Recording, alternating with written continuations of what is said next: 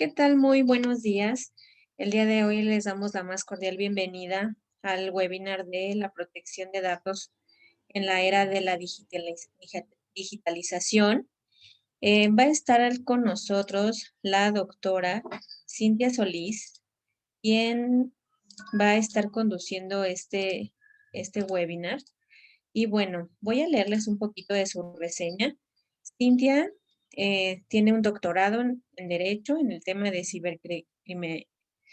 cibercriminalidad por la Universidad de París.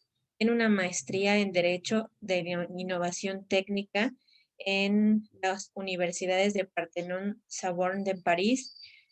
Es licenciada en Derecho y bueno, durante sus estudios en París realizó prácticas profesionales y colaboraciones en diversas empresas y despachos internacionales. Entre los más relevantes se encuentran el South School on Internet Governance en 2010, en Brasil también. Actualmente Cintia es socia directora en Reyes Graf Solís. em, y bueno, tiene muchísima experiencia en toda esta parte de derecho y la parte de tecnologías de la información. Aprovecho también para comentarles que vamos a recibir todas las preguntas que tengan a través de la sección de preguntas y respuestas. Este botón lo van a poder encontrar en la parte inferior de su pantalla para que ahí nos vayan escribiendo las preguntas que tengan y al final de la sesión, con mucho gusto, nosotros vamos a leérselas a Cintia para que nos ayude a responderlas. Cintia, te cedo los micrófonos. Muchísimas gracias, Liz, por tan bonita presentación. Muy buenos días a todos. El día de hoy vamos a hablar justamente de la protección de datos personales en esta era de la digitalización. En un segundo les voy a poner la presentación.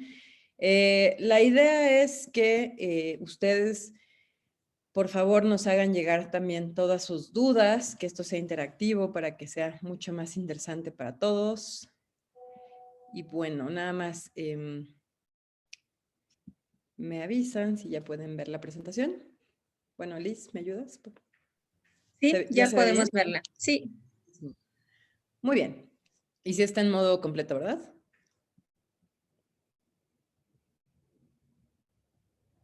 Ok. Bueno, como comentábamos, el título del webinar del día de hoy se llama La protección de datos en la era de la digitalización. Existe una producción masiva de datos. A ver, quiero hacer una reflexión entre el antes y el después. Definitivamente, nuestra actividad fuera, digamos, offline, siempre ha requerido, siempre ha estado presente, digamos, todo el tema de la recolección, uso de datos. Esto es fundamental en la vida, en el quehacer económico, en la vida de absolutamente todos. Sin embargo, lo que es un hecho es que conforme ha pasado el tiempo, o sea, incluso fuera de la pandemia, se ha estado incrementando anualmente la cantidad de datos que se generan cada minuto. Aquí está una gráfica, más adelante les voy a enseñar otra que puede ser un poco más colorida, donde más o menos vemos, imagínense, cada minuto se están generando 500 millones de tweets, para que se den una idea. 4 terabytes de información, millones y millones de conversaciones, pero además de eso hay muchísima información, muchísimos datos que se recaban aún incluso sin que nosotros estemos conscientes de ello. Es decir, no podríamos fingir 100% desconocimiento, porque al final, ahora sí que aplica la de se nos dijo, se nos indicó. En realidad, pues hay nos han indicado en muchas ocasiones esta información, pero de alguna u otra manera, este tipo de datos se están recabando constantemente por nuestros dispositivos. Y me refiero a toda esa información, toda esa metadata que se está recabando cada minuto también. Esta es otra de las gráficas que a mí me gusta más, porque está más colorida, y nos dice más o menos, o sea, nos indica, cada año la actualizan, de qué sucede cada minuto. Definitivamente los datos nunca, nunca mueren. Y sobre todo el año pasado, pues por razones obvias, hubo un incremento masivo en este tratamiento de datos personales, entre ellos datos personales. Les voy a enseñar. El día de hoy vamos a ver 3 puntos básicos, es decir, dentro de toda la problemática relacionada con el tratamiento de datos personales en la era de la digitalización, yo les traje, digamos que 3 problemas que podemos identificar muy tangibles como casos de uso. Sin embargo, no son los únicos, o sea, son 3 casos de uso cuyo cambio ha sido más tangible que otros, aunque sabemos perfectamente bien que todo este tema de la pandemia ha generado cambios abismales en nuestro día a día y sobre todo en cómo estamos haciendo las cosas. Miren, el comercio electrónico, en cifras de la Asociación Mexicana de Internet MX, en realidad siempre ha sido, año con año ha crecido al menos 2 dígitos. No hemos desde que el comercio electrónico entró a México, en realidad ha tenido buena aceptación, contrario a otros países, hablando por ejemplo de Francia, que durante muchísimos años, o sea, el hecho de que tú pudieras hacer tu súper en línea, o sea, yo creo que desde el 2000 se podía hacer. Sin embargo, el público francés es muy renuente, aunque ustedes no lo crean, a la tecnología. O sea, en general no le encanta la tecnología. Yo conozco gente, compañeros míos de la maestría, que apenas hace 2 o 3 años se compraron un smartphone, cuando nosotros ya desde el año 2008, 2009 ya teníamos un smartphone y en México la verdad es que hay hay muy buena penetración de estos dispositivos. Sin embargo, aun cuando el comercio electrónico en México siempre ha tenido mayor éxito que en otras regiones, el crecimiento del 2020 fue del 81%. Y aquí vemos un par de gráficas en las cuales claramente, por ejemplo, aquí en la gráfica del lado derecho vemos que las compras semanales, o sea, las compras continuas del día a día, normalmente antes la gente decía, bueno, pues a lo mejor compro en línea una vez al año, sobre todo en épocas como muy puntuales, como regalos de Navidad, como el famoso Buen Fin, como el Cyber Monday, etc. Pero ahora ya el incremento en transacciones semanales fue considerable. Ahora, dentro de las razones por las cuales este comercio electrónico ha sido exitoso, bueno, pues porque hay mucha mayor oferta, porque te llevan las cosas a domicilio y no tienes que exponerte, porque ahorras tiempo, porque puedes evitar las aglomeraciones. Y también algo muy interesante, que esto ya sucedía, quiero aclararlo, sucedía antes de la pandemia, pero ahora es mucho más evidente. Puedes comparar entre lo que tienes en tienda física, en retail, y las promociones o ofertas que hay en Internet. Mejor que nadie, ustedes van a saber que, por ejemplo, a veces hay cosas en Amazon que te las están vendiendo en una tienda y en Amazon tiene mucho mejor precio y además también la puedes pagar con tarjeta de crédito y a meses sin intereses. Entonces, eso ha hecho que el consumidor también tenga como mucha mayor experiencia en cuanto a las transacciones en línea. ¿Qué pasa específicamente con el comercio electrónico y los datos personales? Bien, hasta hace unos años, entrar como proveedor de bienes o servicios al comercio electrónico significaba un mayor problema y había una barrera técnica y también económica de entrada, porque si tú querías poner tu propio e-commerce, pues tendrías que pagarle a algún desarrollador para que te hiciera tu plataforma de e-commerce o bien subirte a las plataformas existentes. Claro que obviamente si por ejemplo vendes algún tipo de producto, era más fácil que te pudieras subir a plataformas como Shopify o como Mercado Libre o como Amazon. Sin embargo, para prestadores de servicios, pues era un poco más complicado. Con el tema de la pandemia, este comercio electrónico, entendido por el comercio que se lleva a cabo a través de medios digitales, se popularizó y entonces ahora prácticamente también la señora que vende por catálogo o las personas que venden por catálogo ya lograron migrar esa venta por catálogo que antes era persona a persona y lo hacen a través de medios digitales. ¿Cómo? Pues a través de páginas de Facebook, a través de WhatsApp, a través de mensajes, de otro tipo de mensajerías instantáneas, etc. Entonces, ¿eso qué significa? Que las empresas o personas físicas que normalmente se encontraban en el comercio electrónico, el catálogo de personas que hoy en día están llevando a cabo de transacciones de comercio electrónico ha aumentado considerablemente. Y con eso obviamente el tratamiento de datos personales. El siguiente punto de interés que vamos a tratar del día de hoy, como casos de uso, es el tema del trabajo en línea. Definitivamente, el trabajo en línea ha revolucionado, por decir así, nuestra vida. Para muchos ha sido para bien y para muchos otros ha sido para mal, ¿no? Pero de que la revolucionó, la revolucionó. Y hay dos fuerzas, digamos, que pudieron hacer posible esto, la automatización de los procesos y la pandemia. Definitivamente la pandemia fue el detonante para este tipo de situaciones. Desde hace varios años estamos trabajando en esquemas de cómo promover el teletrabajo. Más adelante comentaré un poco del trabajo que está haciendo NICE, pero es un tema que se ha tratado de abordar desde hace muchísimo tiempo. El problema es que aunque las ventajas estaban ahí, realmente las empresas no querían verlas o le tenían pavor y le tenían pánico. ¿Qué pasó? Que pues definitivamente con la pandemia ya no tuvieron opción, no tuvieron alternativa. Aún con ese pánico, aún con ese miedo y aún sin estar preparadas, tuvieron que llevar a cabo la migración. El trabajo ya nunca va a ser igual. Las oficinas van a migrar a otros esquemas mucho más flexibles. Evidentemente en el ámbito inmobiliario estamos viendo cada vez más cómo se están vaciando edificios enteros y cómo estamos viendo todo el tiempo anuncios de esa renta, mientras que los esquemas más flexibles como el coworking, pues están teniendo mayor éxito. Otra cosa importante es los empleadores deben de implementar más y mejores sistemas automatizados para el trabajo a distancia.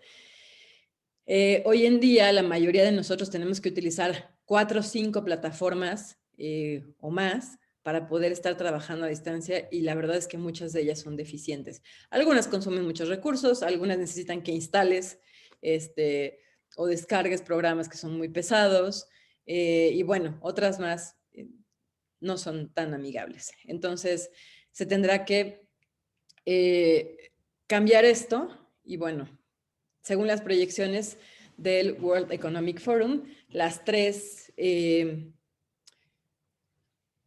habilidades que se van a requerir en el 2025 es el pensamiento analítico, la creatividad y la flexibilidad, es decir, los famosos soft skills. Si bien, obviamente, seguiremos requiriendo trabajadores, digamos, mano de obra calificada, sí se va a requerir también que tengan o que generen estas nuevas habilidades, porque quien no pueda tenerlas va a ser mucho más difícil de contratarse. Alrededor del 84% de los empleadores encuestados por el World Economic Forum dijo estar preparado para digitalizar los procesos de trabajo y obviamente migrar a un esquema de teletrabajo. La verdad es que en la práctica lo que hemos visto desde esta trinchera de consultores, pues que sí tienen muy buenas intenciones, pero que desgraciadamente no estaban realmente preparados para eso.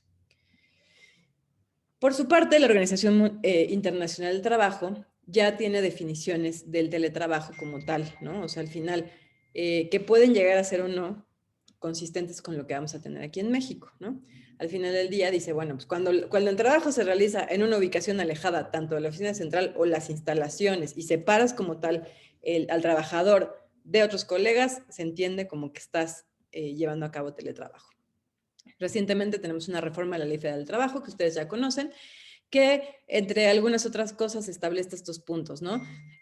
Cambiar las condiciones de trabajo, contar con medios tecnológicos, para eso tener un ambiente requerido, un ambiente idóneo. La verdad es que eso, aunque esté en el papel, va a ser muy difícil de conseguir porque pues al final del día sabemos que una parte muy importante de la población vive en hacinamiento, otros viven pues con toda la familia y necesitan convivir con los hijos y demás. Entonces, bueno, no tienen un espacio dedicado para esto.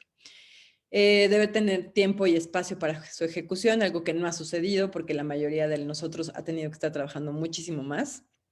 Entonces, se tiene que trabajar justamente en determinar cuáles son las horas, así como tenemos horas de trabajo en el día a día, bueno, pues cuánto tiempo y exactamente qué vamos a hacer, las responsabilidades de la custodia de los equipos. Aquí empezamos ya con temas de seguridad de la información, programas y manejo de la información, procedimiento de de solicitud del trabajo, la supervisión y entrega del trabajo a realizar, las medidas de productividad, que eso también es muy importante, la seguridad informática y disposiciones que establezcan, bueno, derechos, responsabilidades y demás.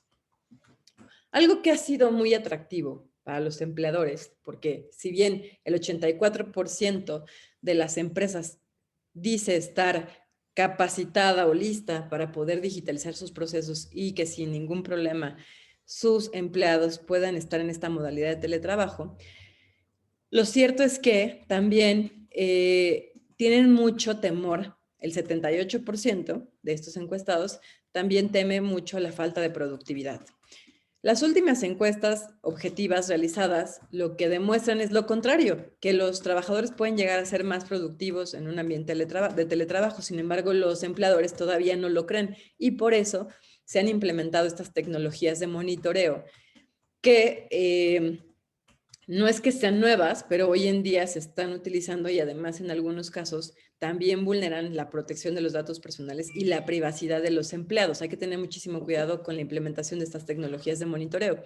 En algunos casos, algunas empresas nos han dicho, oye, ¿cómo le puedo hacer para instalarle algún programa que esté constantemente monitoreando al empleado y que a mí me garantice que, que está todo el tiempo sentado, ¿no? Va a parecer como de risa, pero no es cierto, así que parece chiste, pero es anécdota. La verdad es que hay muchas empresas que lo que hicieron fue pedirles a los empleados, en tanto no tenían o no contaban con un sistema de monitoreo exprofeso, les pedían que se conectaran, por ejemplo, a Zoom y decía, a ver, quiero que estés conectado de las 8 de la mañana a las 6 de la tarde, pero quiero ver todo el tiempo que estés ahí, frente a la computadora.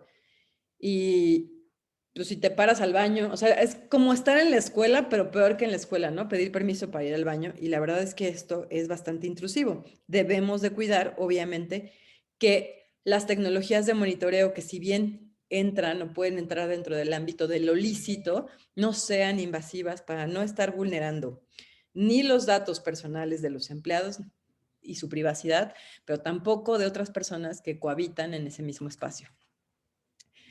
Para ello, de hecho, NICE generó una NMX, que es de Tecnologías de la Información y Seguridad de la Información en el Trabajo. Esta NMX, que está disponible de forma gratuita para ustedes, para que la conozcan, durante el tiempo de la pandemia, ahí está el correo electrónico al que la pueden solicitar. Bueno, establece claramente recomendaciones tanto para el teletrabajador como para los propios líderes del trabajo, ¿no? Que tienen que ver con las rutinas, con el espacio de trabajo, con el entorno y la familia, las metas, la disciplina, la seguridad, la comunicación, etcétera, ¿no? Todo lo que se necesita implementar de ambos lados para que esto llegue a buen puerto. Sin embargo, bueno, más adelante les voy a explicar como qué cosas estamos proponiendo para reducir los riesgos en el sentido de no invadir o de no ser invasivos. Vamos a la siguiente. Otro punto importante que también vamos a tocar el día de hoy como puntos críticos, tiene que ver con la telemedicina y la teleasistencia. Miren, la telemedicina como tal, como está conceptualizada, al día de hoy no es jurídicamente viable en nuestro país. Y ustedes me van a decir, pero ¿cómo no? Si ya hay un montón de médicos dando. Pues sí, porque como siempre pasa, hay cosas que se hacen, pero no se deberían de hacer. Entonces, ¿qué se ha hecho en su lugar? Bueno, se ha implementado la teleasistencia, que es como la versión light de la telemedicina. Se está trabajando para que se hagan las reformas correspondientes a todo el tema de telemedicina y esto sea legal, porque no hay de otra. O sea, definitivamente las predicciones también del Foro Económico Mundial, del Fondo Monetario Internacional, es que los médicos van a migrar a otro esquema. Y aquí viene una cosa muy chistosa, porque ustedes van a decir, bueno, pero estamos en plena pandemia y curiosamente, dentro de las predicciones, cada vez va a ser mucho más raro que tengas que asistir a un centro médico de manera presencial o física, porque estamos teniendo tantas medidas de sanidad y tantas medidas de sana distancia y nos lavamos tantas veces las manos que, por ejemplo, algún tipo de infección estomacal, que eran como de las más comunes, cada vez van a ser menos frecuentes. Va a ser muy raro que te enfermes de eso porque las medidas sanitarias se han incrementado. Por otro lado, otro tipo de infecciones que tenías con el contacto, como por ejemplo, pues infecciones virales, bacterianas, otras que estaban como más ligadas a enfermedades infantiles, como por ejemplo la viruela, rubiola y demás. Hoy en día, pues porque ya no hay tanto contacto con los niños, pues también se prevé que cada vez vaya reduciendo. O sea, no porque no exista, de hecho, como sabemos también, a un grupo de la población es antivacunas y entonces enfermedades que ya estaban erradicadas están regresando, pero bueno, afortunadamente se van a poder controlar gracias a que no hay tanta interacción. ¿Qué va a pasar entonces? Se van a tener que generar nuevas formas, por ejemplo, de obtener el consentimiento informado, el consentimiento al aviso de privacidad, se va a tener que utilizar mejores herramientas ex profeso para médicos, porque por desgracia, ¿qué es lo que está pasando en este momento? Los médicos, y digo, no es que esté mal, a ver, no está mal per se. El punto aquí es que, como siempre, estamos utilizando lo que hay como podemos, ¿no? ¿Qué ha sucedido? La mayoría de los médicos utilizan las plataformas más comunes, como Zoom, como Meet. Es más, me ha tocado ver que, bueno, hay asesorías médicas vía WhatsApp, vía Telegram, FaceTime, se utiliza la videollamada de WhatsApp. Y les digo, no es que esté mal. El punto aquí justamente es que tenemos que capacitar mucho mejor a nuestros médicos para saber qué procesos, procedimientos, medidas de seguridad van a implementar para que la información o los datos de los pacientes se asegura. Además, se va a tener que utilizar herramientas de firma electrónica que son perfectamente viables en nuestro país y que también son compatibles con la legislación mexicana en otros puntos, como también puede ser la Ley Federal de Protección de Datos Personales en posesión de los particulares y la Ley General de Salud, ¿no? Toda vez que pues al final del día son equivalentes funcionales. Pero también es importante que no sea cualquier herramienta de firma electrónica. Se han popularizado muchísimas ofertas de firma electrónica que realmente no garantizan que la persona sea quien dice ser o que simple y sencillamente son herramientas que aparentan ser de buena fe, pero no son firma electrónica y que jurídicamente hablando no cumplen con el tema del consentimiento.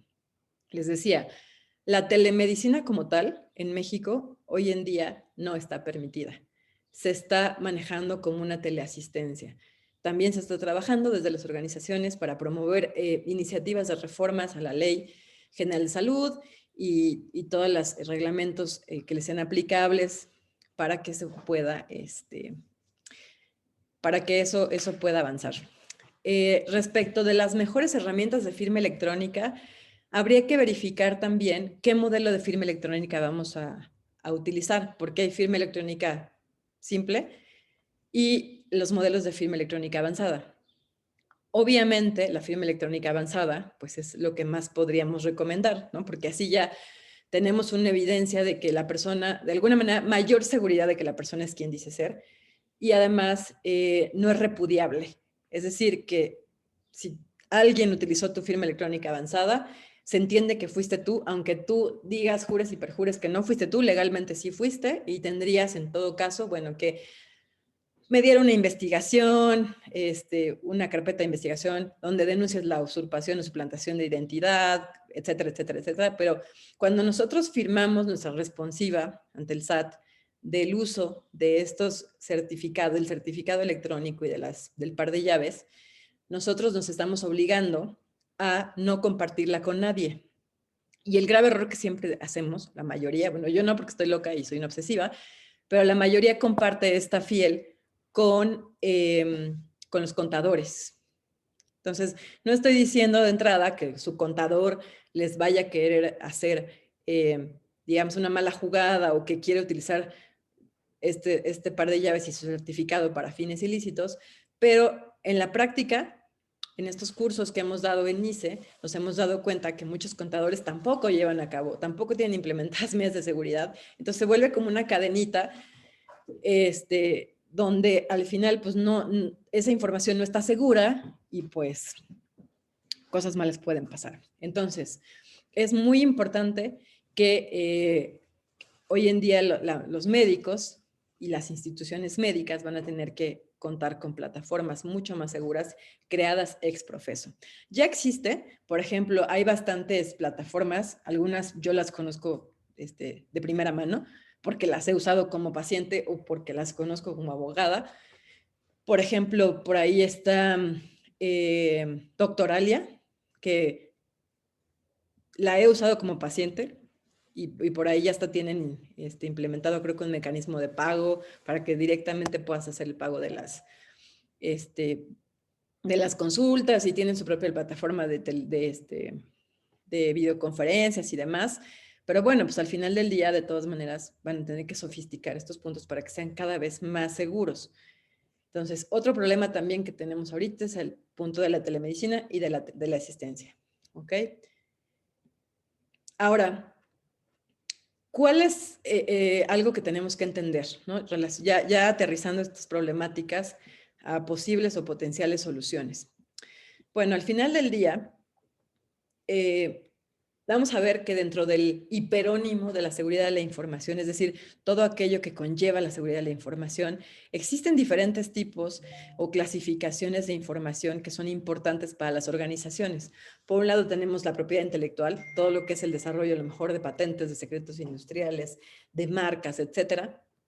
Por otro lado tenemos el tema de la información de carácter comercial. Hay muchísima información de carácter comercial, como pueden ser las listas de los proveedores, que no o, por ejemplo, nuestros sistemas listados de precios, de distribución, etcétera, que eventualmente pueden ser muy importantes para la organización y obviamente son sujetas de protección.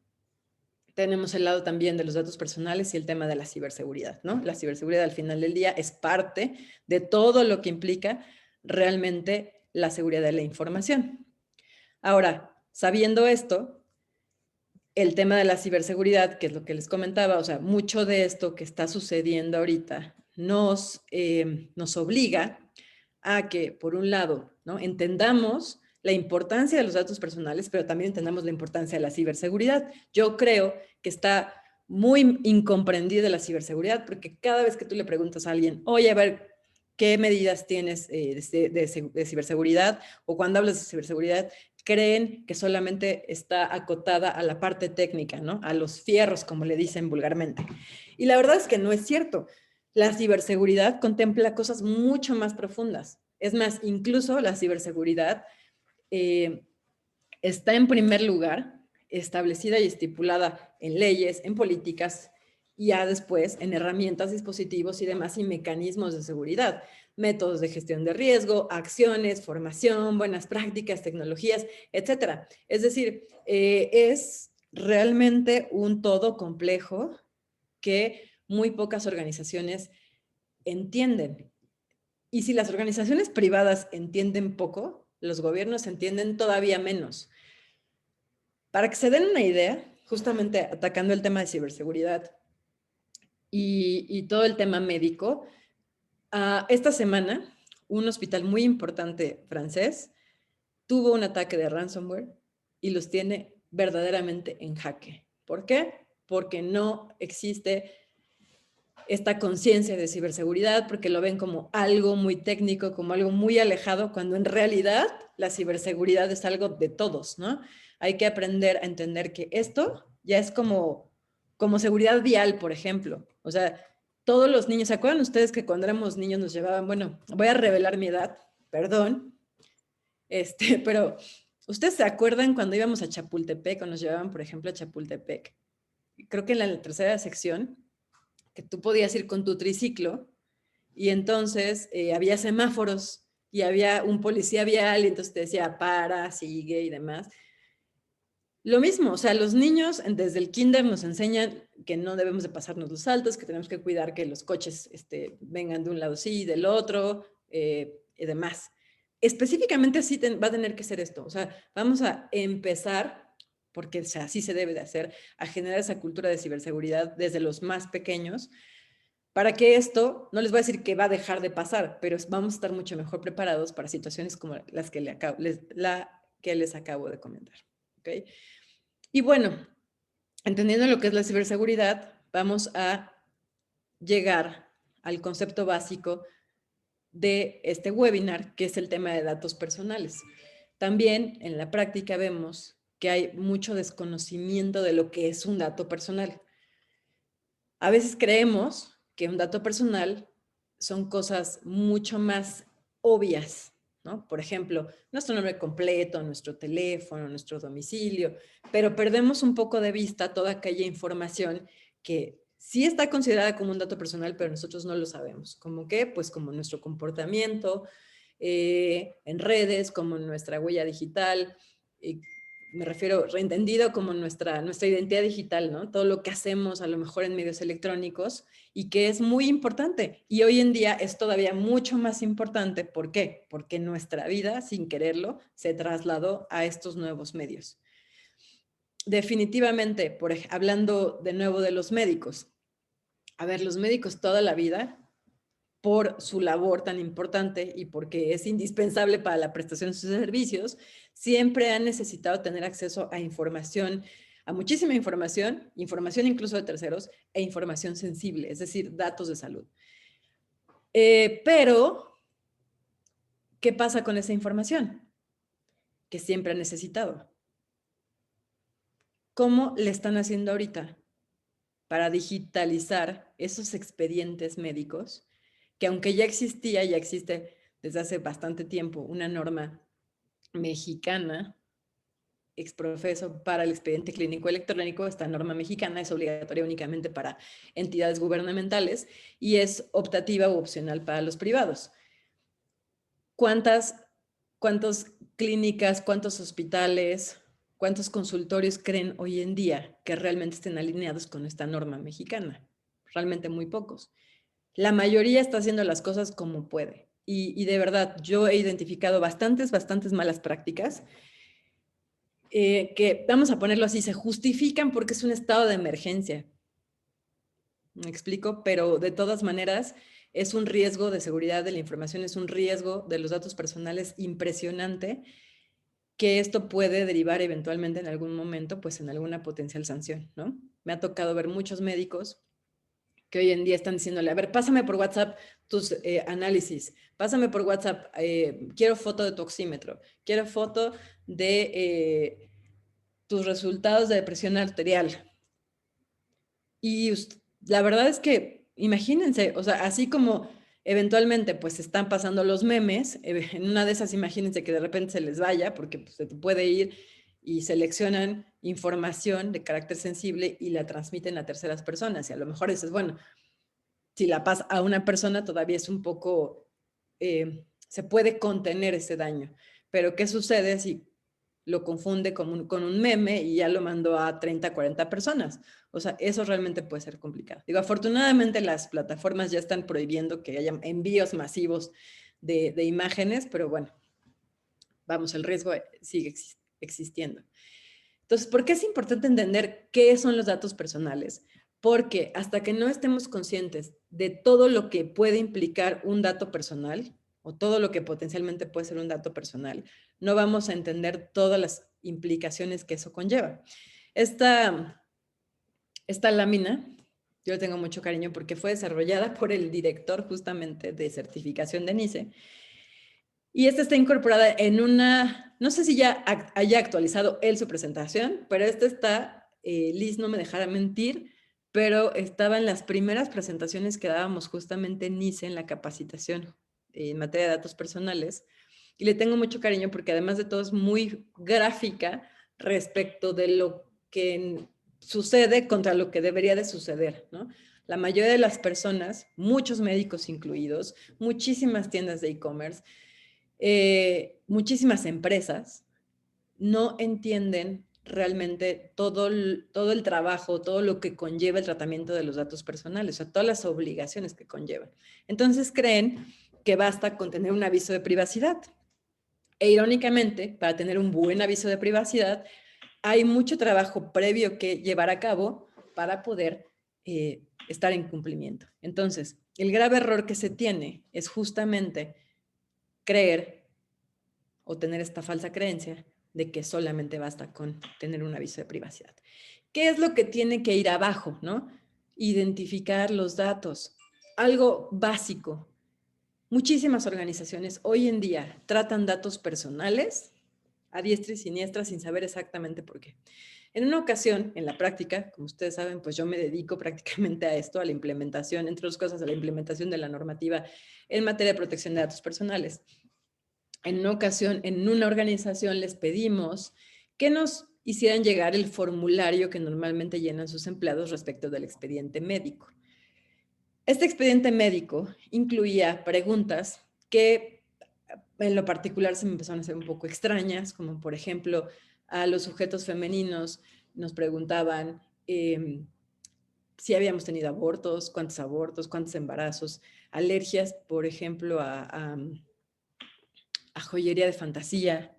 O sea, preguntas que sí, digamos, no correspondían a la actividad de la entidad, ¿no? De la empresa que estábamos consultando. Cuando le preguntamos al encargado del servicio médico, que era un doctor, le dijimos, oiga, necesitaríamos saber, ya que identificamos qué datos solicita, queremos saber para qué, que es el siguiente punto, ¿no? ¿Qué finalidades tiene?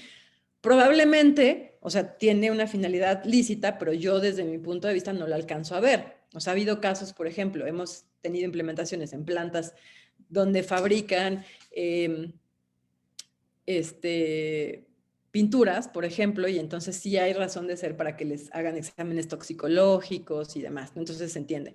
Pero entonces cuando le preguntamos para qué estaban recabando esa información, lo que nos contestaron es, pues lo que pasa es que cuando yo llegué a trabajar aquí, no había nada, no había ningún formulario, y pues yo me traje el que usábamos en un servicio de salud en un pueblito de salubridad. Entonces, pues me lo traje, ¿no? No sé si me explico. Entonces, aquí tenemos un problema porque estamos pues utilizando datos que realmente no requerimos para la organización y cuyas finalidades no son claras y no son justificables. También hay que saber qué voy a hacer con esto. Volviendo a ejemplos relacionados con temas médicos, también en otra organización en algún momento pudimos ver que les solicitaban o que dentro de los exámenes médicos que tenían los empleados había un antidoping y le preguntábamos, ¿y para qué necesitas este antidoping? ¿No? ¿O acaso tienes un problema, por ejemplo, como lo comentaba, ¿no? En alguna otra organización donde sí había contacto con este tipo de sustancias que son adictivas, bueno, pues ahí se justifica. Pero le preguntábamos en este otro caso, donde estábamos hablando de una situación meramente administrativa, ¿para qué estás solicitando el antidoping? O sea, ¿y saben qué fue lo que nos respondieron? En realidad nunca necesitaron ese resultado de antidoping. Lo que sucede es que el área comercial, cuando negoció el contrato con el laboratorio, así como cuando ustedes llegan a McDonald's y les dicen papas y refresco grande por 5 pesos más, les dijo, mira, tengo de química de 45 elementos y tal y tal y tal registro, y tengo que por 200 pesos más tiene VIH y tiene también antidoping y tiene no me acuerdo qué otra cosa. Creo que era antígeno prostático, una cosa así. Entonces, pues el de comercial dijo, fabuloso, está perfecto ya, súper buen deal. Y si se dan cuenta, estaban tratando datos que no requieren, que no se justifica que pidan porque no tenían nada que ver con su organización. Y eso potencialmente conlleva una multa. ¿Ok? Más adelante vamos a ver por qué les digo que podría potencialmente conllevar una sanción. Entonces, ya una vez que yo tengo esta finalidad de para qué recabo cada uno de los datos, debo de tener la evidencia del consentimiento, como por ahí preguntaban muy atinadamente, no solamente del consentimiento relacionado con el consentimiento informado en materia de salud, sino también con el aviso de privacidad. Hay que saber, los datos personales que yo trato requieren evidencia de consentimiento o basta con que yo tenga una evidencia de que existe el aviso de privacidad y que lo pongo a disposición. Eso también es muy importante. ¿Y cómo lo vamos a saber? Solo lo vamos a poder saber hasta que identificamos correctamente los datos que tratamos y los clasificamos. ¿Ok? ¿Qué tipo de personas van a tener acceso a esa información? Agentes internos, agentes externos. Esos externos, ¿qué calidad tienen? ¿Son encargados? ¿Son terceros? ¿Cómo justifico compartir esa información con esos terceros? Y ese tipo de cosas que normalmente las organizaciones no se preguntan. O sea, tal cual le dicen a un abogado, a veces tienen la precaución de contratar a un abogado especialista y les hace un buen aviso de privacidad. A veces, en otros casos, resulta que, pues no, los copian. Miren, les voy a platicar dos anécdotas que me pasaron esta semana. Una es de un político cuyo nombre no voy a decir, no voy a revelar porque no se trata de evidenciar a nadie, pero tiene un sitio web y en su sitio web tiene un aviso de privacidad y en el aviso de privacidad yo no sé si se lo copió de algún lado o si el asesor se lo mandó y él, o sea, y no entendió lo que hacía, pero el aviso de privacidad en algunos campos no rellenó su nombre y entonces está en paréntesis y dice nombre del responsable, ¿no? O sea, se ve que ni siquiera leyeron bien lo que les entregó el jurídico o no lo copiaron bien. Y en otros puntos dice, imagínense, si eres un político, o sea, un político que hoy en día desempeña un cargo de elección pública, y dice que puede compartir los datos con sus filiales subsidiarias nacionales o extranjeras. Caray, pues sí, ya todos sabemos que de repente parecen más corporaciones que otra cosa, pero ¿cómo así? ¿Sí me explico? Entonces, son este tipo de cosas que parecen algo absurdas o tontas, pero son un potencial riesgo. Si por alguna razón, contestando la pregunta aquí de Pedro, se solicita el antidoping, acuérdense que tiene que ser muy claro por qué, o sea, no nada más porque yo lo acordé con mis empleados o porque tengo un contrato. A veces hay algunos clientes que nos exigen, por ejemplo, si son actividades de riesgo, como bancarias o, por ejemplo, transportistas y demás, sí me queda claro que a veces los propios clientes lo exigen. Entonces, habría que verificar si ustedes tienen que exigirla por contrato y en su caso, lo que yo les recomendaría es que únicamente se solicitara el antidoping de aquellas personas que están implicadas en la prestación del servicio. ¿A qué voy? Supongamos que yo soy una empresa de seguridad y entonces, pues solamente voy a enfocar 5 recursos o 6 recursos para ese cliente que me exige por contrato que estos cuates tengan antidoping, carta de no antecedentes penales, investigaciones, lo que sea. Ok, perfecto. Entonces, únicamente a esos 5 en lo particular les voy a pedir eso porque por contrato me lo están solicitando. ¿Va? La especialización de un abogado. Ah, pues sí, un abogado que tenga especialidad, maestría o a lo mejor un diplomado en protección de datos personales. Este comercial está siendo pagado por NICE, pero no es cierto, es broma. NICE tiene cursos de capacitación y tiene certificaciones para profesionales en materia de datos personales. Entonces, esos cursos de capacitación derivan en un examen de certificación y si esta persona o este profesional, sea un abogado o sea un administrador o sean ingenieros, si pasan ese examen de certificación, se les otorga un certificado, ya sea dependiendo del nivel que elijan, puede ser de fundamentos o puede ser ya de profesionales expertos, a nivel junior o a nivel senior, y obviamente como todas las certificaciones se tienen que estar renovando, que es algo que garantiza pues tanto la imparcialidad del ente que otorga la certificación como que le da una garantía también a aquellas personas que confían en ese certificado. Así que si un día les llega un profesional certificado, pues verifiquen que el certificado esté vigente. Y si no, pues díganle, oye, no seas mala onda, ve a recertificarte, tampoco es física cuántica. Y les decía, ¿y quieren otra anécdota? Curiosamente, no sé si ubican a Bárbara de Regil, todo el mundo ubica a Bárbara de Regil por diferentes razones. ¿Pueden creer que el aviso de privacidad de Bárbara de Regil está bien hecho? Yo no me lo creía porque me fijo muchísimo en esas cosas. O sea, si yo quiero adquirir cualquier producto o cualquier servicio en línea, me fijo y verifico que tenga buenos términos y condiciones de uso y un buen aviso de privacidad. Y he dejado de comprar en muchísimos establecimientos porque no cuentan con un buen aviso de privacidad. Digo, no confío en esto. O sea, definitivamente. No me da confianza. No, ¿cómo sé que que me va a llegar mi producto? ¿Cómo sé que van a devolver el dinero? ¿Cómo sé que van a utilizar correctamente mis datos financieros mediante los cuales les estoy pagando? Entonces, la verdad es que prefiero dejar de comprar ahí. ¿Es legal que te obliguen a firmar en una empresa que labores a compartir tus datos personales? Depende. O sea, es que todo depende para qué para qué te piden que los transfieras. Por ejemplo, si tú estás en un esquema de outsourcing, evidentemente, pues esa empresa que te está contratando es ajena a esa otra persona. Hay otros casos que son malas prácticas que ya hemos identificado en las áreas de recursos humanos, que bueno, pues al final son malas prácticas, pero son subsanables, que son estas famosas ferias de recursos humanos, donde a lo mejor si tenemos 6, 7 candidatos que no pudimos emplear en estas ferias de recursos humanos, compartimos o se comparten, las áreas de recursos humanos se comparten currículums. Eso está mal, es una mala práctica. Pero ¿cómo sí se puede hacer? Pues obteniendo el consentimiento del empleado, donde le dices, oye, a ver, ¿me autorizas a compartir con terceros tus datos personales? Y en ese caso, pues es legal. O sea, al final tú estás dando o sea, no te pueden obligar a firmarlo, es completamente opcional. Si te están obligando en tu empresa, o obligar es realmente, pues sí sería ilícito.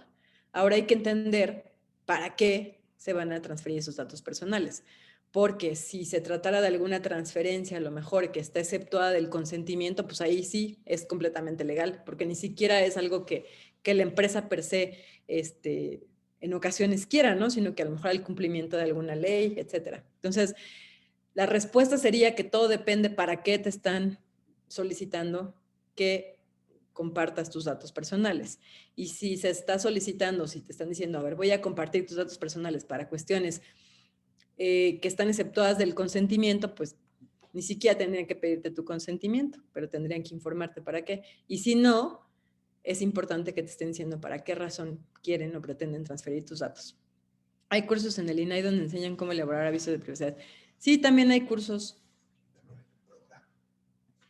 Y también está el GAP, es un generador de avisos de privacidad que es gratuito del INAI.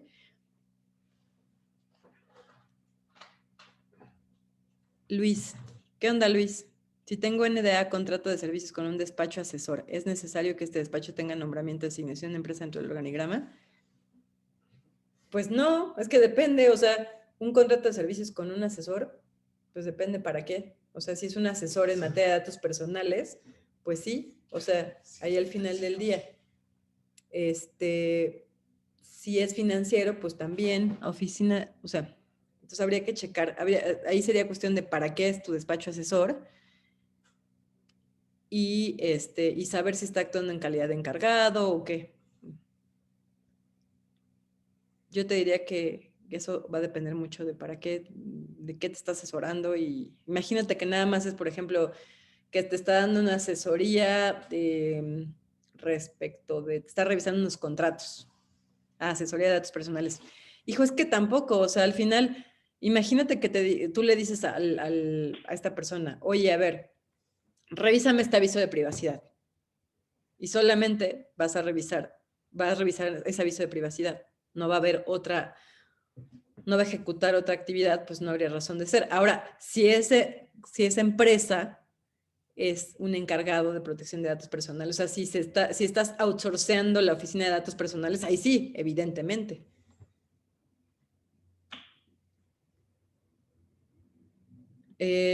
Ok, a ver, ¿quién más? Y el curso en el INAI, esa ya la vimos.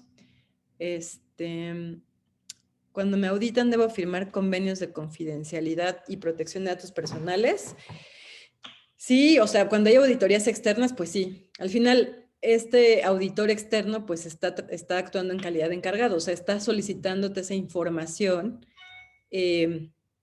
específicamente para llevar a cabo la auditoría. Sin embargo, pues debes de tener tu contrato de prestación de servicios y esa cláusula de confidencialidad debe de tener el alcance de protección de datos personales. Para transferencias con finalidades secundarias, como es publicidad, sí se tiene que agregar forzosamente el aceptar. Exactamente, sí. Sí, Adriana. O sea, si son, acuérdense que el titular siempre tiene la posibilidad y el derecho de oponerse a estas finalidades secundarias. Entonces, yo te recomiendo que sí tengas de forma expresa el acepto o no acepto las finalidades secundarias. Bien, vamos a seguir avanzando aquí. Pues si a ver, si el consentimiento se firma al final del aviso de privacidad y no tiene cláusula, lo que te va a decir el INAI en su momento, si esto derivara en un procedimiento de verificación, te va a decir, oye, pues es que no le diste la facultad, o sea, no estoy diciendo que lo firme, pero sí debe tener como una casilla por lo menos para que el titular pueda o no oponerse a esas finalidades secundarias. Y si estamos hablando, por ejemplo, de un aviso de privacidad que no requiere el consentimiento expreso y por escrito, pues poner los plazos y decirle, tienes 5 días para oponerte, bla, bla. La liga para el generador de avisos de privacidad, pues te la mando al ratito, ahorita no la tengo, no tengo cómo mandártela porque tengo la pantalla completa, pero lo puedes poner, se llama GAP. Si entras directamente al INAI, dentro del INAI, pues se tiene un micrositio. Entonces, ahí lo puedes encontrar. Y si no, te lo mandamos nada más que terminemos la sesión para que pueda ver mi pantalla y ya. A ver, Natalie, es que depende de si aplicaría consentimiento tácito o no, porque depende si hay tratamientos sensibles. O sea, si de entrada es un aviso de privacidad que requiere el consentimiento expreso, pues no habría manera. Pero sí debes de tener en el aviso de privacidad una evidencia de que le estás dando la posibilidad al titular de que se oponga a esas finalidades secundarias. Aquí está. Ya, gracias, Juan Carlos. Ya lo puso ahí. Muchísimas gracias. Gracias, Alfredo, también me lo pasó por acá. Si tengo un médico que ve casos COVID, pero todo lo hace de manera remota, obteniendo una historia clínica por interrogatorio y el paciente indica ciertos síntomas, ¿es válido el tratamiento y las medidas de aislamiento marcadas por el médico y algún cambio en la protección de datos? A ver, si tengo un médico que ve casos COVID, de entrada, cualquier médico, sin importar los casos que vea, está obligado a la normativa, ¿no? Que es consentimiento informado, consentimiento del aviso de privacidad expreso, etcétera. Y obviamente, pues, a tener secreto profesional, etcétera, ¿no? Sin importar si es COVID, cáncer o lo que sea. Todo lo hace de manera remota, obteniendo una historia clínica por interrogatorio y el paciente indica ciertos síntomas. Ay. Es que miren, les digo que el tema de la telemedicina todavía no es 100% legal en México. Entonces, pues sí está siendo porque es una cuestión de emergencia, pero no debería de ser así. O sea, esta persona en su momento o de alguna manera tiene que verlo para darle un diagnóstico correcto. Lo que se hace, a ver, las mejores prácticas en materia de telemedicina es que hay dos alternativas. Una, que tengas un auxiliar físico, es decir, que hay una persona que te esté auxiliando a ti como médico y que tenga también cierta preparación, por ejemplo, una enfermera, un asistente que esté en sitio con el paciente y te ayude a auscultarlo, digamos, a comprobar ciertas cuestiones en cuanto a la clínica. O la otra es que apoyes ese diagnóstico con exámenes clínicos, o sea, con análisis de sangre, con la prueba de PCR, con todo eso, ¿no? Hablando específicamente de COVID. Si la persona tiene otro tipo de padecimientos, también te puedes apoyar con resonancias magnéticas, con electrocardiogramas, etcétera. Pero digamos que esas son las buenas prácticas para llevar a cabo en esta telemedicina que todavía está como muy, muy verde en México. Hay muchos avisos de privacidad que solo traen acepto, pero en varios casos no estás de acuerdo con las actividades secundarias. Muchos son publicidad, redistribución, partners. Por ejemplo, Telcel. Pues lo que puedes hacer es ejercer tu derecho de oposición. Bueno, para empezar, si no existe la posibilidad, si no tiene la evidencia de que pudiste haberte opuesto a estas finalidades secundarias, podrías tocar la puerta de nuestro querido amigo Lina y decir, pues mira, ve, Resulta que este aviso de privacidad no contempla un mecanismo para oponerme en este momento a las finalidades secundarias. Y la otra, pues, es ejercer tu derecho de oposición, que vamos a ver más adelante. ¿En qué casos se aplica el aviso de privacidad, el consentimiento tácito y en cuál no? Tratamiento de datos sensibles o financieros que no estén exceptuados. Si tú llevas a cabo, ahorita que estábamos viendo, ¿no? Identificas qué datos personales tratas y ya te diste cuenta de que son datos personales sensibles, requieres el consentimiento tácito, perdón, el consentimiento expreso y por escrito o a través de cualquier otra tecnología que sea homóloga, ¿no? Por ejemplo, firma electrónica avanzada. Entonces, de entrada, ya si son datos sensibles, que pueden ser datos de salud, datos de preferencias sexuales, afiliación política, sindical, religión, raza, origen étnico, pues ya, de entrada, con eso sabes que son datos sensibles, entonces sí o sí requieres el consentimiento expreso. Ahorita que estamos en un esquema a distancia o de digitalización, si no puedes tener el consentimiento expreso a través de una firma autógrafa en papel, lo puedes hacer a través de medios electrónicos, pero como comentábamos al principio, debes de tener una buena herramienta de firma electrónica para que no haya el día de mañana de que, ay, no fui yo. A ver, ¿cuántos casos? A mí me da mucha risa los casos estos de los pop-ups que dicen, acepto el consentimiento del tratamiento de mi información, ¿no? Pero no hay una autenticación previa, o sea, no hay un login, no hay manera de que te vinculen realmente a ti. O sea, que tú persona, tú, Cintia Solís, otorgaste tu consentimiento para el tratamiento de esos datos. Entonces, pues eso y nada es absolutamente lo mismo. Bueno, vamos avanzando. Entonces les decía, tienes ahí tu inventario de datos personales, ya identificas quién lo trata, qué privilegios tienen, haces un análisis de riesgo, que más adelante voy a platicar un poco más también de esto, en fin, y así hasta que llegas a poder realizar un buen aviso de privacidad.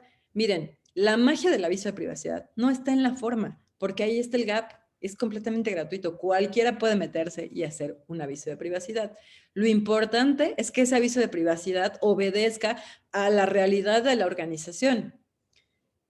¿A qué voy? A que si tú no sabes cómo identificar qué datos, si no has identificado correctamente qué datos tratas, y estoy diciendo tratas, no recabas, porque el tratamiento de datos personales va más allá de lo que se recaba.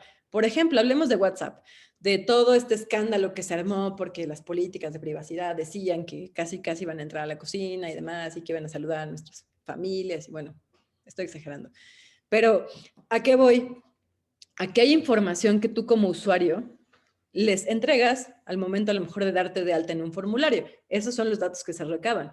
Pero los datos que acaban tratando las organizaciones son mucho más. Por ejemplo, hablando de WhatsApp, los datos que recaban, ¿cuáles son?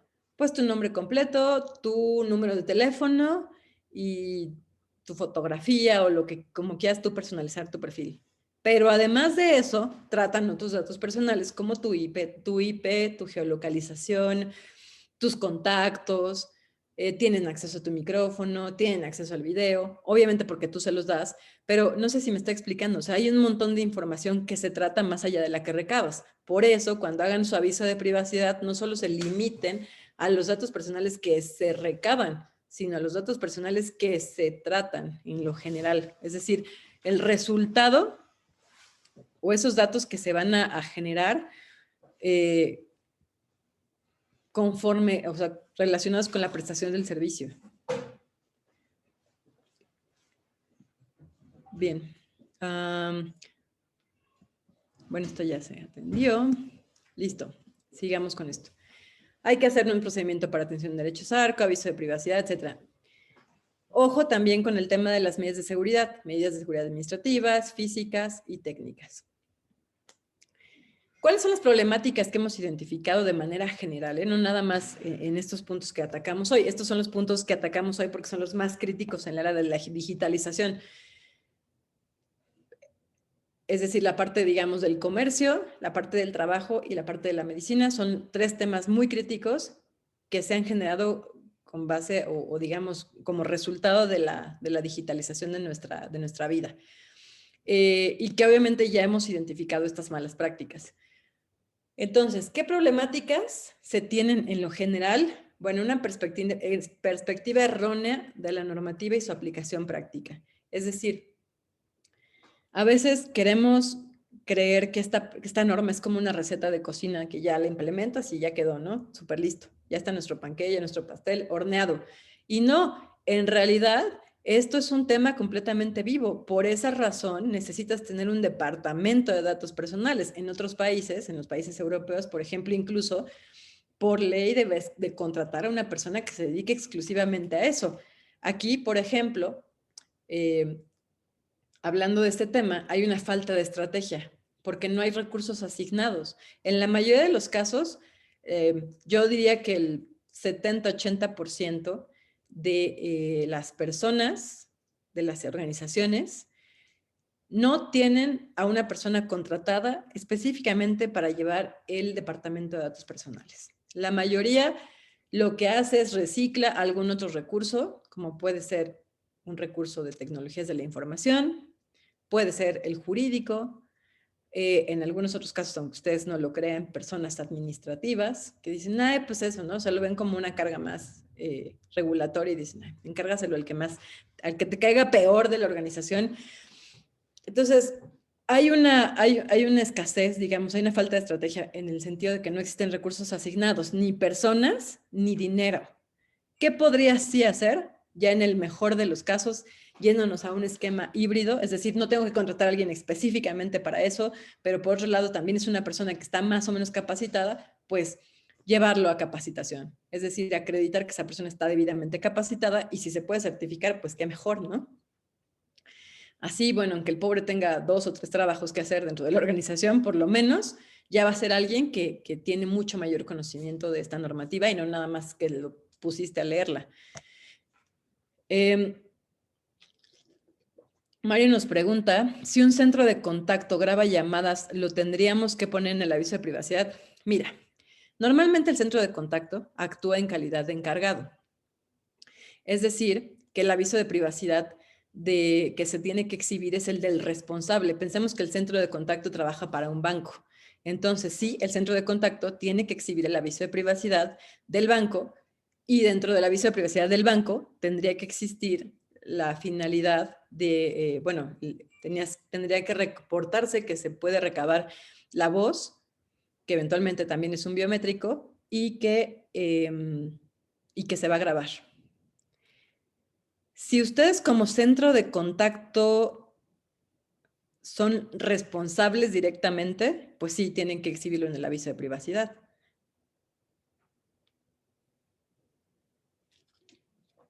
Que recaban la voz y que la finalidad va a ser grabar la llamada. De hecho, ya hay como hasta como una frasecita esta que usan como muy, muy común de estaremos grabando la llamada para fines de calidad en el servicio.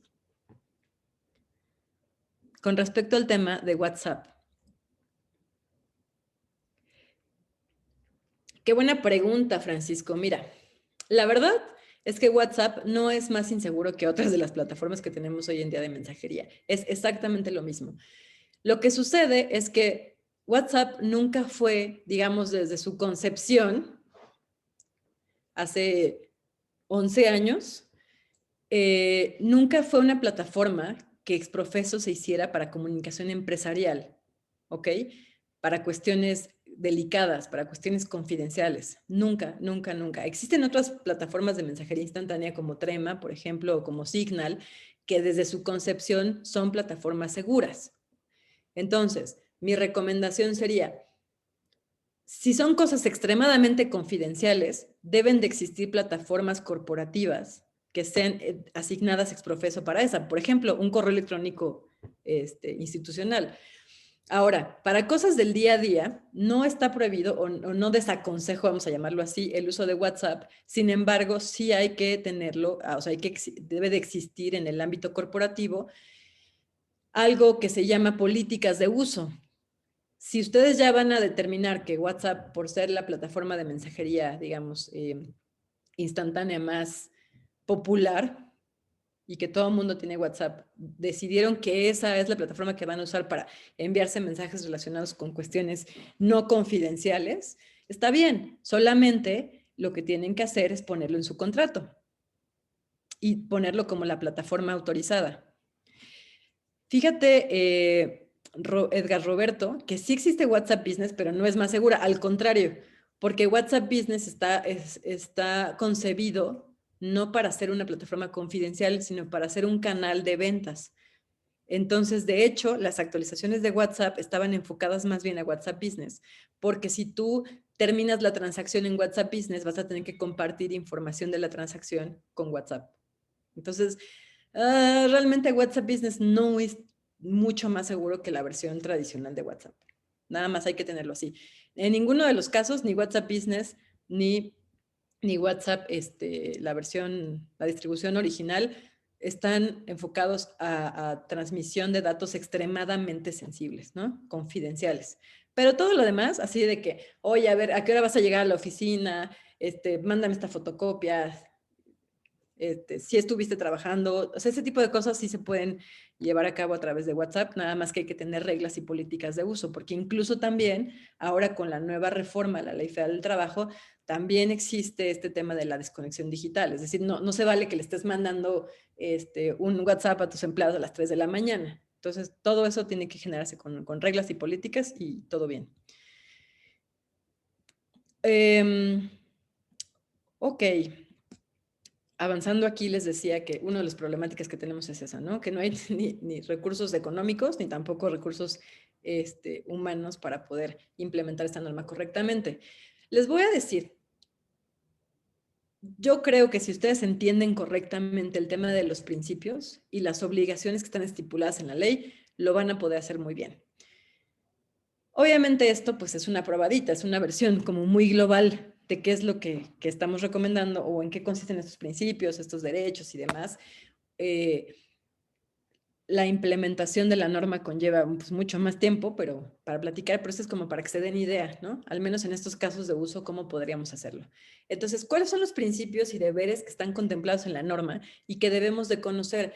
Y que, ojo, uno de los grandes errores que se tienen es que a veces hay desconocimiento de los principios. O sea, creemos que, les decía, volviendo al ejemplo de la receta de cocina, pues que simple y sencillamente seguir paso 1, 2, 3 y 4. ¿Pero qué creen? Muchas veces hay incumplimiento de principios entre el paso 1 y el 3. Y ahorita les voy a dar algunos ejemplos más prácticos, como para que se entienda esto. Y hay que velar entonces, no solamente porque se cumpla el paso 1, 2 y 3, sino que el paso 1, 2 y 3 sea compatible con el cumplimiento también de los principios y de los deberes. Entonces, ¿cuáles son estos principios que debemos de cumplir? Primero que nada, el de información. Lo voy a decir en orden, o sea, no es que sea el más importante, ¿eh? Al final todos los principios son igual de importantes y están intrínsecamente ligados uno con otros, como si fuera una máquina y cada uno de los engranes es fundamental. Pero lo voy a decir así, digamos, en orden de aparición, que no es de orden de importancia. El de información, este principio que no tiene o no acepta ningún tipo de excepción, lo que obliga es a que tú le indiques al titular qué datos vas a recabar y para qué. Todo esto para que el titular, en el ejercicio de su libertad y este principio que tiene pues, se me fue el nombre, libertad autoinformativa, no, se me fue el nombre, pero el chiste es que tiene el derecho él de decidir exactamente para qué comparte sus datos y con quién los comparte. Entonces, el responsable tiene la obligación de informarlo. ¿Y cómo lo va a informar? Pues a través del aviso de privacidad. Entonces, aquí lo importante es, si ustedes ya están conscientes de que llevan a cabo tratamiento de datos personales, sí o sí requieren contar con un aviso de privacidad. A ver, dice, de cara a los cambios que quiere hacer el gobierno con el INAI, desaparecer, ¿lo que nos recomiendas? No se preocupen. De todas maneras, no va a desaparecer la obligación. O sea, hay muchas cosas que tendrían que pasar para que esto tuviera un impacto final en la empresa. Ustedes sigan cumpliendo la norma y después vemos. ¿Por qué? Porque si el INAI desaparece, lo más que podría llegar a pasar o lo que podría suceder es que estas actividades en materia de protección de datos personales de órgano garante que tiene el INAI se asignen a otra entidad del gobierno, como por ahí se ha dicho en algunos casos que podría ser Profeco, pero de que la obligación va a seguir, va a persistir, así es que ustedes no se estresen, enfóquense en cumplimiento. Dice Rocío, el caso de la administración de los condóminos.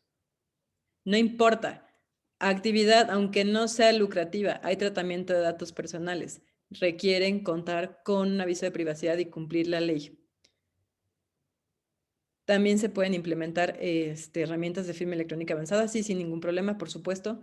Además, habría que checar qué tipo de información se recaba en ese condominio, porque hemos tenido casos de condominios donde la verdad es que recaban información verdaderamente excesiva. O sea, hemos detectado, ahorita que lleguemos a la parte de los PIAs, les platico un caso muy interesante.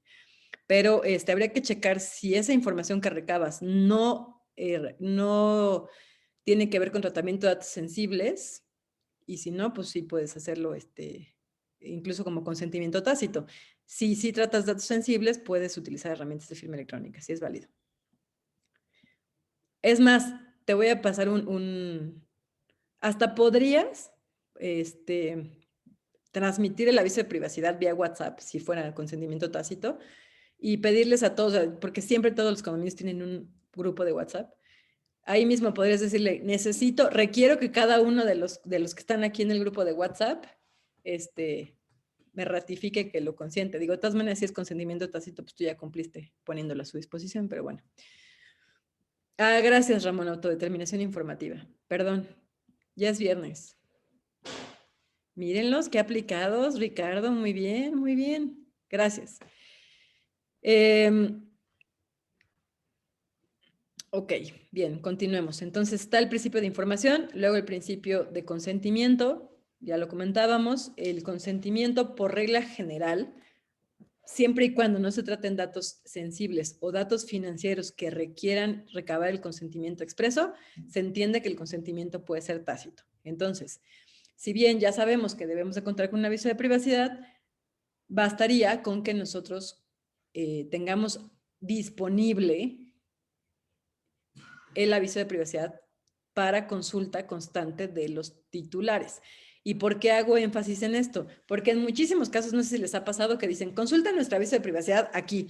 Le das clic a la maldita liga y está vacía, no hay absolutamente nada. Entonces, eso está muy mal. Luego tenemos el tema de la licitud. Todo el tratamiento de datos personales debe de hacerse con base a las leyes que les aplican, no solamente la de datos personales, sino toda la legislación que les es aplicable. La finalidad, cada dato debe estar vinculado a una finalidad lícita y perfectamente identificada, también debe ser proporcional. Muchas veces este principio de proporcionalidad, ahí es donde la puerca tuerce el rabo. ¿Por qué? Porque a lo mejor ustedes dicen, claro, sí, yo ya sé para qué voy a ocupar tal o cual dato. Está perfecto. Pero ¿qué crees? Que eso es desproporcional. O sea, le estás pidiendo más datos de los que en realidad necesitas o que se justifican para tu actividad. Y eso pasa muchísimo con el tema de marketing. No sé si a ustedes les ha pasado, chavos, que de repente estás llenando, no sé, algún tipo de formulario y de repente dices, oye, ¿por qué me está pidiendo mi estado civil? O sea, como, ¿para qué es importante esto, no? O preferencias sexuales o cuestiones ahí que dices, esto no se justifica. Entonces, hay que tener muchísimo cuidado porque en muchos casos se viola el principio de proporcionalidad. El principio de calidad, los datos deben de ser exactos, correctos, pertinentes, actualizados. ¿Cuántas bases de datos hoy en día no existen que tienen datos viejísimos? O sea, que esa información, es más, el otro día encontré que hay empresas que todavía te piden el pager, o sea, el beeper, identificador de beeper. Eso está muy vintage, pero todavía hay personas que lo siguen haciendo, entonces hay que tener mucho cuidado.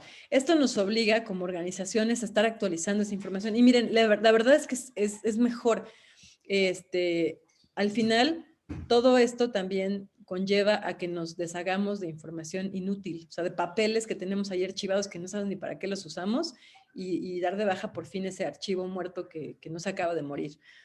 El principio de lealtad, que obliga pues justamente a que la información, por un lado, sea recabada por fines, digamos, que no sean fraudulentos, y también esta obligación que tienen los responsables para que durante todo el ciclo de vida de la información, pues, se cumpla con los principios, deberes y demás.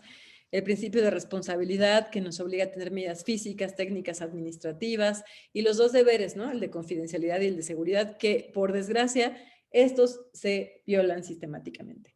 Les decía yo que hay que tener mucho cuidado con entender que una vez que se implementa esta norma ya acabamos el trabajo, no es cierto, eso no es cierto. Hay que estar monitoreándolo constantemente.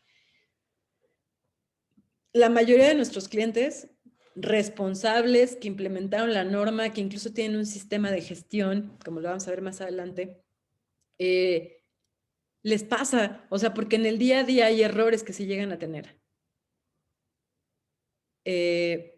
Entonces, Yasmín, si me pudieras ahondar un poquito más en la duda, en tu duda, ¿qué se entiende por riesgo psicosocial? Porfa, y ahorita te contestamos. Entonces, les decía que aún empresas bastante responsables, empresas incluso certificadas con base a los parámetros de autorregulación vinculante, les llega a pasar. Entonces, imagínense, si les pasa a ellos que tienen una conciencia, ¿no? Una cultura de protección de datos personales, más o menos en su organización, imagínense a todos aquellos que no. O sea, lo que pasa es que les está pasando, pero no están conscientes de todo lo que está sucediendo. No sé si por aquí tengo amigos o colegas abogados en la audiencia, pero pues típico caso de que el pasante le da toda la flojera del mundo y por las copias le saca fotos, ¿no? Con la cámara y de repente se equivoca y no te las pasó a ti, sino se las pasó a todo su grupo de la escuela, en fin, o sea, un montón de casos que se pueden llegar a dar y que pasan en el día a día. Y les digo, estoy segura, o sea, de verdad, estoy súper segura de que eso pasa todos los días, lo que estábamos aplicando ahorita con los médicos. O sea, ¿cuántos médicos realmente creen ustedes que tengan instalado un antivirus en su teléfono? O sea, ¿qué pasaría si un médico está llevando por ejemplo, sus historias médicas en su computadora y de repente le cae un ransomware y no tiene respaldos? ¿Qué va a pasar? ¿Se perdió toda la información? ¿Violación al deber de seguridad? Si la información ya no está disponible, ¿de dónde la va a sacar? ¿Cómo le va a hacer para volverle a pedir? O sea, ¿qué pretexto le va a inventar a su paciente? Oye, ¿qué crees? Te tengo que volver a preguntar absolutamente todo. Porque, digo, a lo mejor el paciente muy cool y muy consciente de las cosas le va a decir, pero seguramente habrá uno que otro muy loco, como Yolanda, que le va a decir, oye, ¿cómo es posible que hayas perdido mi información si yo ya te había dado todos mis datos de mi historial médico y entonces qué pasó con mis estudios y todo se perdió y en fin? Entonces, véanlo, en el día a día esto es algo que está pasando. Ahora, Yasmín, si me quisieras poner más datos, es que dice, para el tema de riesgos psicosociales, ¿cómo aplica el aviso? Pues es un aviso de privacidad que trata datos sensibles. Ahora, la pregunta sería, no entiendo qué es un riesgo psicosocial. La NOM 051. La 35, perdón. Ok, sí está bien, está perfecto. Hay una NOM que te lo está pidiendo, lo tienes que pedir. Ahí estás aceptado del consentimiento, pero tienes que tener el aviso. O sea, sí o sí debes de incorporar en tu aviso ahora todos aquellos datos nuevos que estás recabando conforme a la norma. Los avisos de privacidad tampoco son perennes, no se preocupen, son modificables, son actualizables. ¿Por qué? Porque igual el tratamiento de datos personales se va actualizando. Les voy a poner un ejemplo. En el despacho nosotros, desde el año pasado, actualizamos nuestro aviso de privacidad para que contemple el tratamiento de datos personales a través de medios electrónicos, ¿no? O sea, todo lo que tenga que ver con videollamadas, videoconferencias, herramientas de telepresencia, etc., etc. Entonces, en este caso, Yasmín, lo que tienes que hacer es actualizar el aviso de privacidad que tienes para tus empleados, donde vas ahora a incorporar como datos personales que se tratan todos aquellos que te exige la NORM 035, clasificados como datos sensibles, solamente que al final, pues el consentimiento lo debes de tener porque, o sea, la norma te lo exige, ¿no? O sea, si el empleado te dijera, no quiero que recabes mis datos personales, pues no podría oponerse porque estás cumpliendo una norma. Entonces, sí tienes que actualizarlo, nada más que, pues no sería, si te estresa el tema de cómo voy a recabar ahora el consentimiento de todos los empleados, bueno, pues en este caso en lo particular, está exceptuado del consentimiento, pero el aviso de privacidad sí tiene que estar ahí. Ok, entonces ya vimos todos los principios y deberes que tienen que cumplirse y que obviamente no escapan a todo este proceso de digitalización. Y los derechos que tiene el titular, que son el de acceso, rectificación, cancelación y oposición. Conforme ha pasado el tiempo, pues la gente ya está más consciente de sus derechos, del ejercicio de sus derechos, y ya no es extraño que de repente les vaya a llegar ahí una solicitud de ejercicio de derechos, ARCO, y entonces pues sí es muy importante que ustedes cuenten con un canal correcto de recepción de estas solicitudes. Y además también, porque ¿a qué me refiero con canal correcto? Imagínense, si en su aviso de privacidad hoy en día estipulan que el canal es físico y que el titular tiene que acudir a sus instalaciones a presentar una solicitud en papel, pues eso no está aterrizado a la realidad que estamos viviendo en este momento. Por lo que si es así, les recomiendo que lo actualicen y que dispongan un correo electrónico para tal efecto y que ese correo electrónico esté siendo correctamente monitoreado por las personas que estén encargadas del departamento de datos personales o la persona que haya sido asignada para tal efecto. Entonces hay que tener mucho cuidado con eso. Bien, ¿qué debo de hacer? Les recomiendo que lleven a cabo un análisis de riesgos. En algunas otras normativas extranjeras y, por ejemplo, el caso de la ley que le aplica a sujetos obligados, pues este análisis de impacto a la privacidad es una obligación. Para los particulares no, pero yo sí les recomiendo que lo hagan, ¿ok? Hay que hacer ese análisis de riesgo. Para saber, por ejemplo, en el uso de WhatsApp, que me lo preguntaban, para poder incorporar WhatsApp como un mecanismo oficial y autorizado por la organización para las conversaciones o para transmitir información de la empresa, hay que hacer un análisis de riesgo y decir, a ver, esto qué tan invasivo puede ser, qué tanto puedo estar violando derechos fundamentales, protección de datos personales, la privacidad, y qué tipo de medidas puedo llevar a cabo, o sea, qué tipo de medidas de seguridad puedo implementar para mitigar o disminuir esos riesgos. Si este análisis de impacto de la privacidad o este análisis de riesgo logro, digamos, como compensarlo o mitigarlo, podría implementar esa tecnología, si no, no.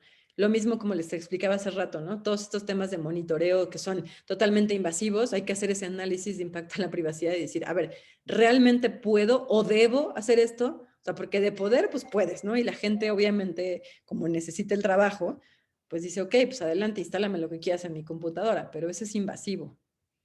Y además es desproporcional y etcétera, etcétera, etcétera, ¿no? Entonces hay que hacer ese análisis de impacto de la privacidad y también hacer un análisis, obviamente, de cumplimiento.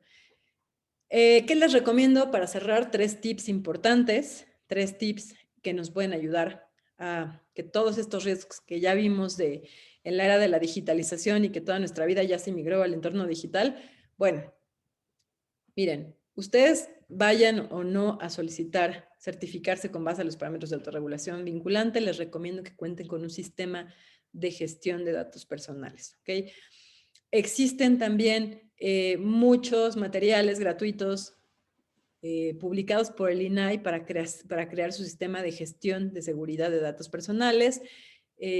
Así es que les recomiendo de verdad que lo implementen, les va a ayudar muchísimo y además van a tener muy bien mapeados todos los controles de seguridad y además en caso de algún procedimiento de verificación, que Dios no quiera que les pase, pues ya van a tener como muy ubicado todo, ¿no? El inventario de datos, el inventario de medidas de seguridad, etcétera. Entonces, es bastante recomendable, aun y cuando no pretendan certificarse con base a los parámetros de autorregulación. Ahora, si se quieren certificar, pues que mejor, ¿no?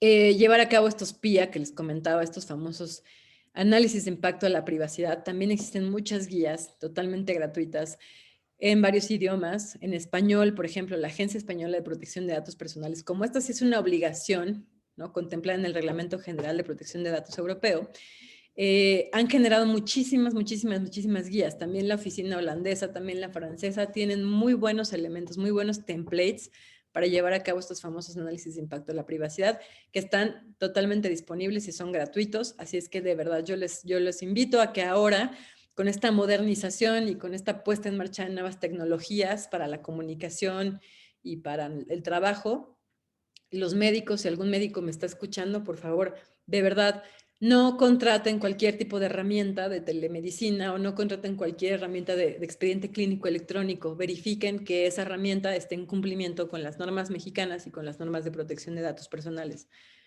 De verdad, porque así se van a ahorrar muchísimos, muchísimos dolores de cabeza. Y por último, tratar de evitar el tratamiento masivo de datos personales y ser intrusivos. Ya lo había comentado, ¿no?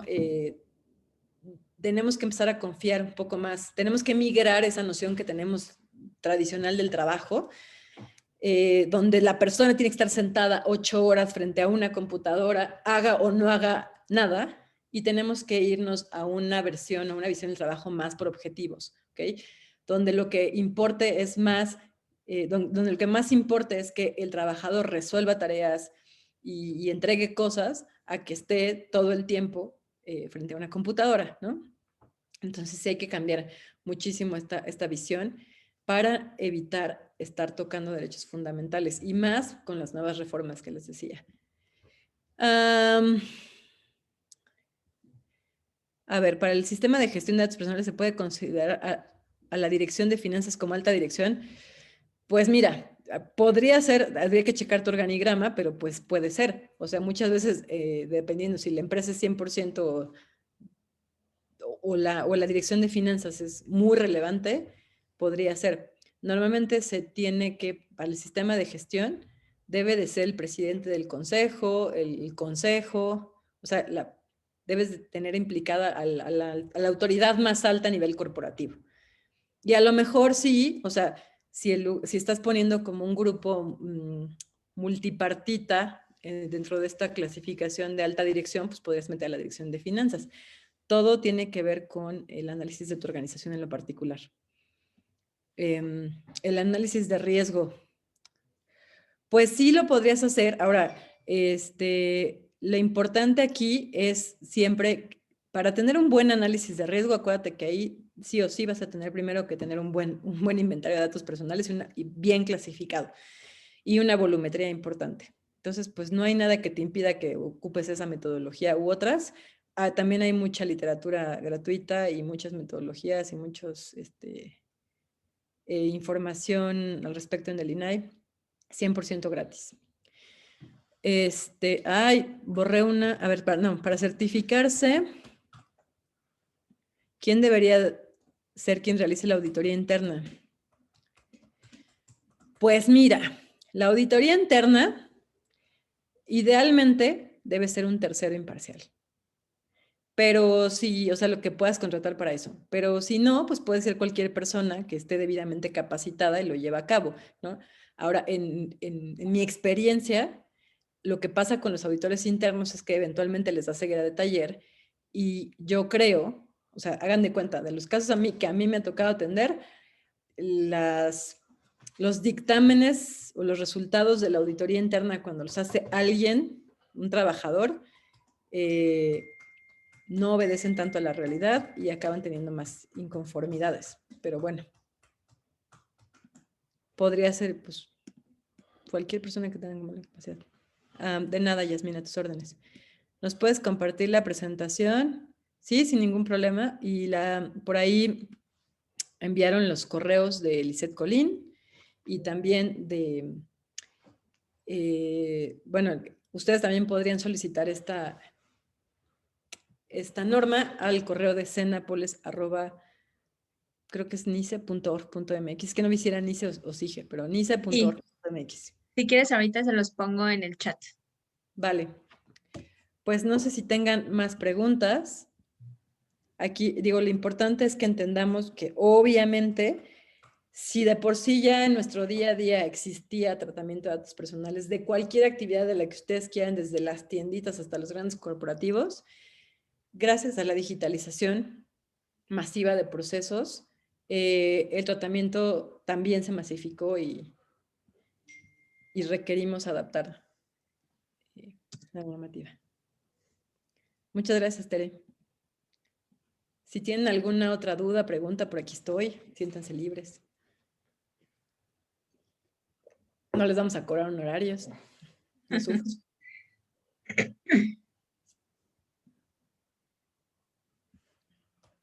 Muchas gracias, Luis. Y de nada.